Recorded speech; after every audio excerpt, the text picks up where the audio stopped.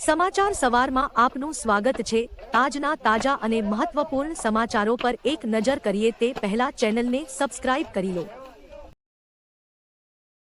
Parcel ખોલતા જ થયો બ્લાસ્ટ। સાબરકાંઠાના વડાલીમાં બ્લાસ્ટ થયાની ઘટના સામે આવી છે। આ બ્લાસ્ટ ઓનલાઈનમાં મંગાવેલ પાર્સલમાં થયો હતો। સૂત્રો અનુસાર વડાલીમાં એક પરિવારે ઓનલાઈન ઇલેક્ટ્રોનિક સામાન મંગાવેલ જે ખોલતા જ બ્લાસ્ટ થયો હતો। આ બ્લાસ્ટમાં એક 11 વર્ષની કિશોરી અને 30 વર્ષના યુવકનું મોત થયું છે। બંનેના મૃતદેહને હોસ્પિટલ ખસેડાયા છે। પોલીસે સમગ્ર મામલે તપાસ હાથ ધરી છે। ગુજકેટ 2024નું પરિણામ જાહેર થશે। ગુજરાત માધ્યમિક અને ઉચ્ચતર માધ્યમિક શિક્ષણ બોર્ડ દ્વારા લેવામાં આવેલ ગુજરાત કોમન એન્ટ્રન્સ ટેસ્ટ ગુજકેટનું રિઝલ્ટ આજે જાહેર થશે તેવી સૂત્રોએ માહિતી આપી છે। તમે તમારી પરિણામ gujket.gacb.org પર જઈ તમારો આઈડી પાસવર્ડ નાખીને તપાસી શકો છો।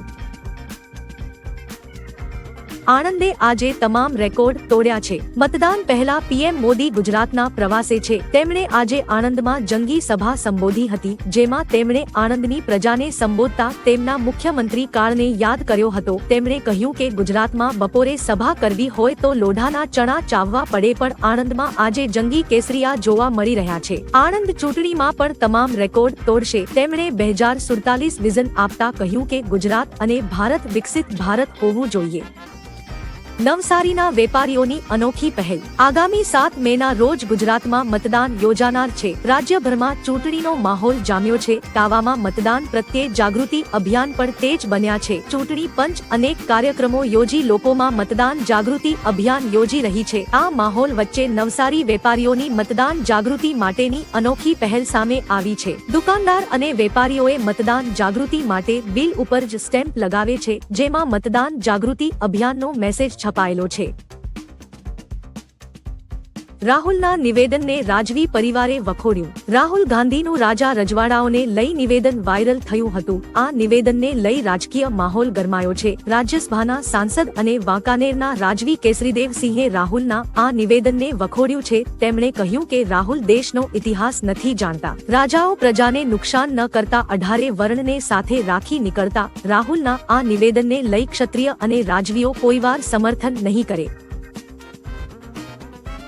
રૂપાલાને મળશે આ સમાજનું સમર્થન। પુરુષોત્તમ રૂપાલાને લઈ ખાસ સમાચાર સામે આવ્યા છે। તેમના સમર્થનમાં પાટીદાર સમાજ આવ્યો છે। સૌરાષ્ટ્ર અને રાજકોટનો પાટીદાર સમાજ રૂપાલાના સમર્થનમાં ઊભો રહેશે। 4 મેના દિવસે રાજકોટમાં સમગ્ર પાટીદાર સમાજનું સંમેલન મળવા જઈ રહ્યું છે, જેમાં ઘણા પાટીદાર દિગ્ગજો આવી શકે છે। દરમિયાન કડવા અને લેઉવા પાટીદાર સમાજના લોકો એકસાથે જોવા મળશે।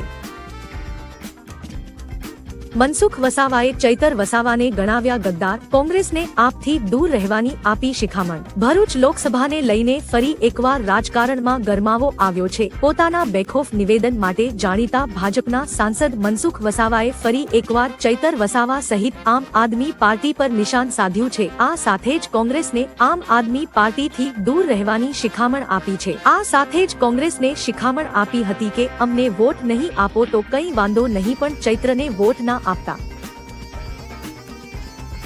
વડોદરાની દીકરીએ દુબઈમાં 2 મેડલ મેળવ્યા। સંસ્કારી નગરી વડોદરાની દીકરી લક્ષિતા શાંડિલ્યએ દુબઈમાં યોજાયેલી U20 એશિયન ચેમ્પિયનશિપની દોડમાં 2 મેડલ મેળવ્યા છે। લક્ષિતા શાંડિલ્યએ ઇન્ટરનેશનલ લેવલે કુલ 5 મેડલ મેળવ્યા છે। લક્ષિતાએ જણાવ્યું કે ઓલિમ્પિકનું મેડલ લાવવાનું લક્ષ્યાંક છે। લક્ષિતાએ વધુમાં જણાવ્યું કે હું રોજ સવારે અને સાંજે ઓલિમ્પિકનું મેડલ લાવવા માટે દરરોજ પ્રેક્ટિસ કરું છું।